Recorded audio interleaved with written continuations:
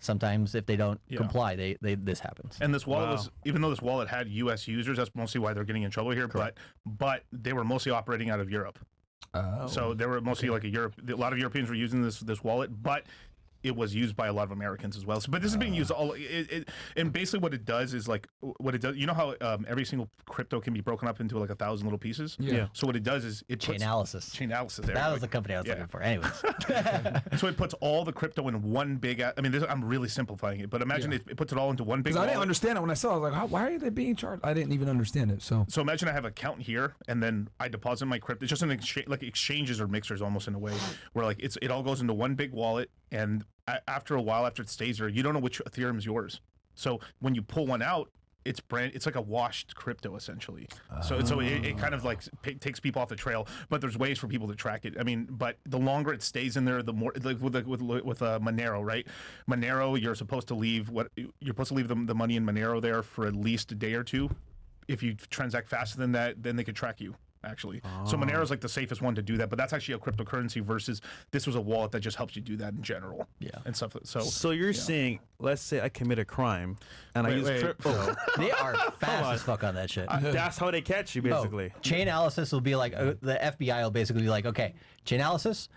Okay, find this hacker. This is the wallet that we know. Here's all the information. I think the one that was the biggest that I'd seen recently was at towards the end of the last bull market. I think it was like $150 million, $200 million had been stolen from a corporation. Within 24 hours, they had this guy geolocated, tracked down, and had authorities at his door, basically being like, hey, bro, we won't throw you in jail for too long if you comply. Basically, go from a black hat to a white hat hacker and basically help us. And you give back this money.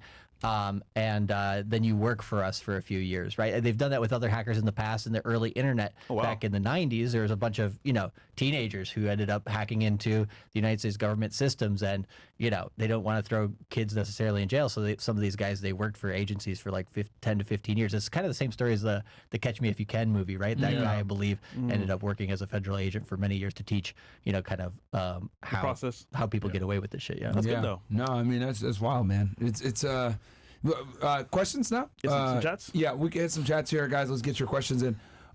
Interesting stuff. Ricky Jones goes, shout out to Charlie and Miguel, was in Q1 2024 course and Citadel. I've invested a good chunk of fiat in crypto, and seeing my money double in a few weeks is insane. Mine pushed me to make $1 million in a year and lose weight. Now Charlie and Miguel got me on path. Hey, bro, that's what we're talking about, baby. Shout out to you, man. Milk Sports goes lactation. Okay. Elman Howard says, what's up, guys? Was an honor to meet you guys this past week. Shout out to Charlie and Miguel. Just signed up for the course. Hey, man. Shout out to you guys. Bro. Link is below, guys, to get into the course, by the way. It closes on Sunday, I think, or... Yep. So, yeah. It'll close on Sunday for us. Keep it open to Sunday. So get in there, guys. Honestly, like, if you had listened to us before, you win a bunch of money. And thankfully, we're not in the highs right now, so you can still get in now at a decent price. Yeah. I'll give you a little bit of juice on that too. So looking at the 60-day cycles for where we're at currently and everything, we've had this thing called a left translated cycle where we went up for 19 days, and then you basically go down into about day 50, 60 on one of those types of things. I go into detail about it on the course if you really want to know the cycles, right? But it's too much nerd shit for this show. Top dork, let's go. Yeah, top dork, right? Top dork. But essentially what it means is between May 9th to 19th, that's the most likely period to have lows on Bitcoin in the temporary short term. So on the short term cycle, when do the classes start? May 10th, Friday. Okay. Yeah. So that's why we line it up Smart. with. Yep. and so like we're trying to make sure you guys make money. Yeah, that's what we're trying to do. Exactly. You guys don't understand that if you guys don't make money, they can't do it. They look bad. People have to make money. You have to understand too. Like, we're not trying to we could have easily come here when Bitcoin was at 74,000. Yep. And say like, look at the prices, holy shit, right? And then you guys would have bought, then you guys go to like instantly and not in profit. So it's like, oh, I bought Bitcoin, I bought Ethereum. Oh fuck, I'm down a couple $1,000s now. They need you guys to be in profit. Like, you guys got to understand, like, they don't. It's not a W unless you guys make money and get W's. Correct. Yeah. And so if you look at let's look at daily cycles, let's look at 4-year cycles, and then let's look at liquidity cycles for how that affects crypto, right? So the 60-day cycle, yes, we have a low coming here in that early to mid-May period. Best time to buy. Even if you're just watching the show for free, you don't get in the course. If you don't know what to buy, Ethereum, Solana are probably the easiest ones. There you go. Don't say I never did anything for you. $37.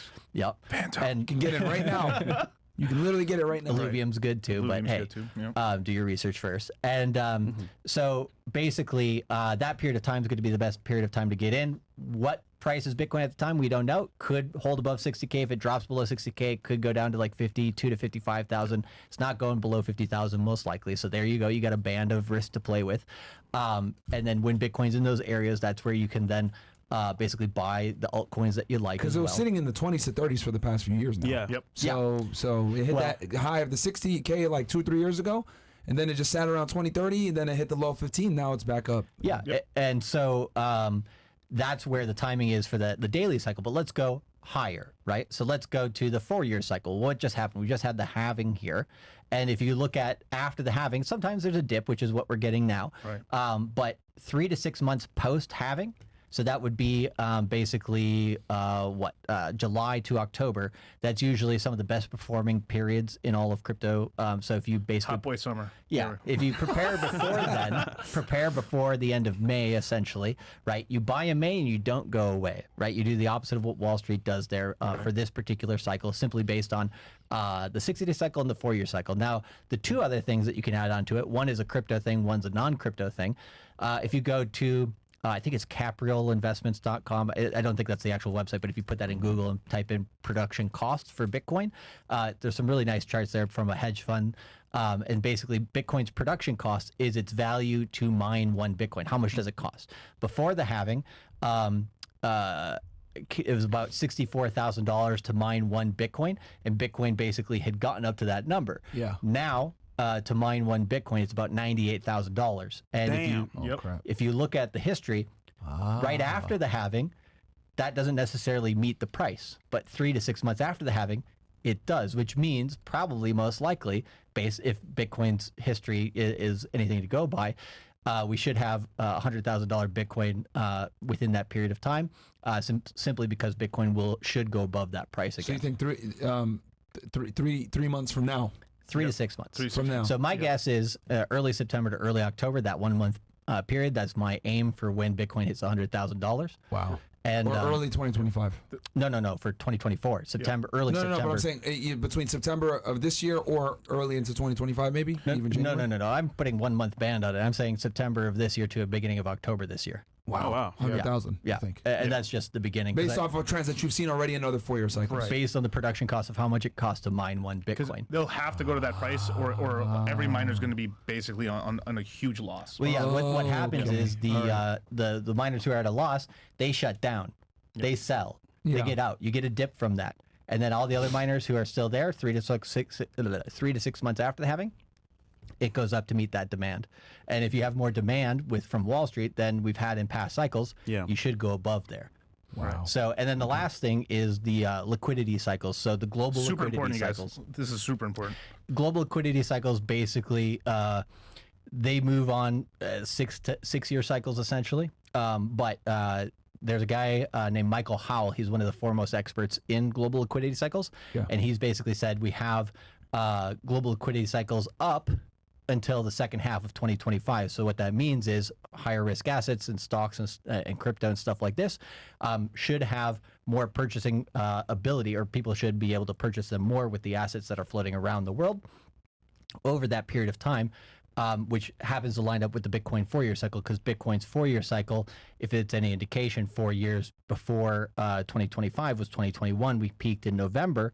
We should peak around Q4 of 2025 if the liquidity cycle still holds like that and the Bitcoin 4-year cycle still holds like that. So we have outside factors as well, kind of giving a boost to crypto. So, long story it's short, speculation, but it's speculation based on a multitude of different factors. It's an educated guess. Yeah. and either way, it's going to work out. Yeah. Pretty much. it's a lock. It's a lock. Highly educated speculation based on past trends. Yeah. And history, yeah. And a lot of that global liquidity is because of a nation's. So every nation on the planet is in debt to itself, to itself, to its people, and to other countries, right?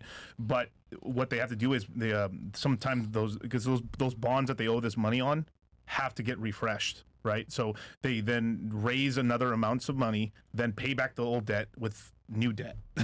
Just a Ponzi again, right? It's a cycle. It's a cycle, but once it's all stable, then they can print again, and this is why you end up having tops in 2025, and then afterwards, because they have to keep reshuffling all this debt. That's why it happens every 6 years. This causes huge problems because there's the government's really can't really print, and then this really hurts like the private sector and all the other sectors and stuff. So this is why usually we have like little dips, like severe dips around that time, and then it recovers, and then people can money print again, and then we go back up. Yeah, and the reason why Bitcoin kind of works well with this liquidity cycle as well is because it came out as an antithesis to the banking system during the banking collapse in 2008, 2009. So Bitcoin came out January 3rd, 2009. We just happened to line it up pretty damn well. Yeah, with the real estate crash. Exactly. Interesting. It's weird. It's just so weird how it always lines up, huh? It's just it almost completely always lines up. And even if like we had the housing crisis, and then like 6 years later, then we started having that little hiccup. I think what was it? Was it 2016? Was the last little hiccup in terms of the equities market? Possibly, yeah. Possibly, yeah. If I remember. In terms of what do you mean by hiccup? Oh, like in terms of when like they're reshuffling the debt again. Oh, okay, yeah. Yeah. But it's I mean it's just funny when we explain it like this, they're like, oh yeah, it's a Ponzi. Yeah. It's all. This is why I mean it's a red pill. This is what we call the red pill of finance. Is because once you learn crypto, you can then put crypto terms on stuff, and then everything on the planet starts making sense. Yeah, because why is he doing this? Like, why is a politician sending money to this other country? Like, because there's kickbacks. yeah. There's like, oh, so I raise a bunch of money for you guys, 34 billion. Then you're going to kick back like 20 billion back to us, or 10 billion back to us, or that $34 billion that I sent your country, they have to spend it on my companies. Yeah. Which is still like basically going back to me. So it's a finesse. It's just a finesse. Yes, it's a huge finesse. Huge finesse. And Wall Street tends to use these terms to try to keep people out, right? Like all these fancy terms, ETFs and everything to try to confuse people.